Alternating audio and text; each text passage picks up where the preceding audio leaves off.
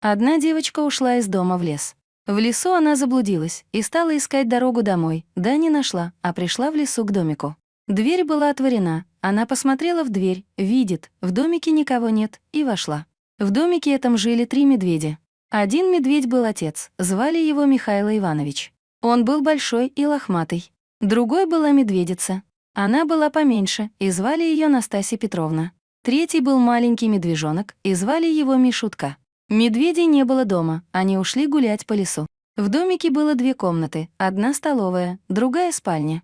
Девочка вошла в столовую и увидела на столе 3 чашки с похлебкой. Первая чашка, очень большая, была Михаила Ивановича.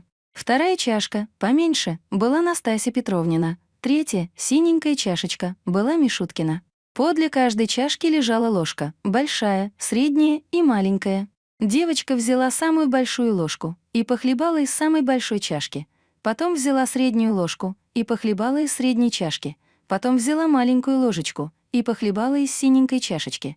И Мишуткина похлебка ей показалась лучше всех. Девочка захотела сесть и видит у стола 3 стула. Один большой — Михаила Ивановича, другой поменьше — Настасья Петровнин, а третий, маленький, с синенькой подушечкой, Мишуткин.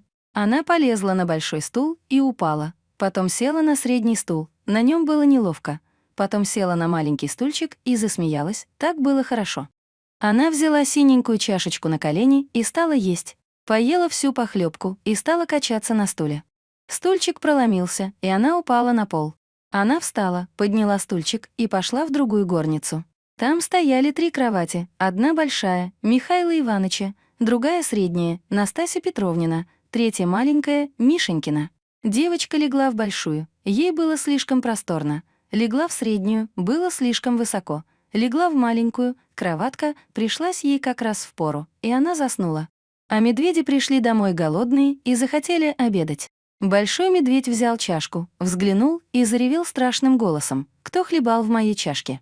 Настасья Петровна посмотрела на свою чашку и зарычала не так громко: «Кто хлебал в моей чашке?» А Мишутка увидал свою пустую чашечку и запищал тонким голосом: «Кто хлебал в моей чашке и все выхлебал?» Михаил Иванович взглянул на свой стул и зарычал страшным голосом: «Кто сидел на моем стуле и сдвинул его с места?»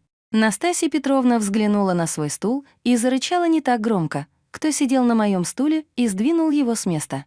Мишутка взглянул на свой сломанный стульчик и пропищал: «Кто сидел на моем стуле и сломал его?» Медведи пришли в другую горницу.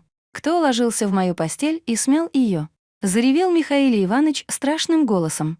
«Кто ложился в мою постель и смял ее?» Зарычала Настасья Петровна не так громко.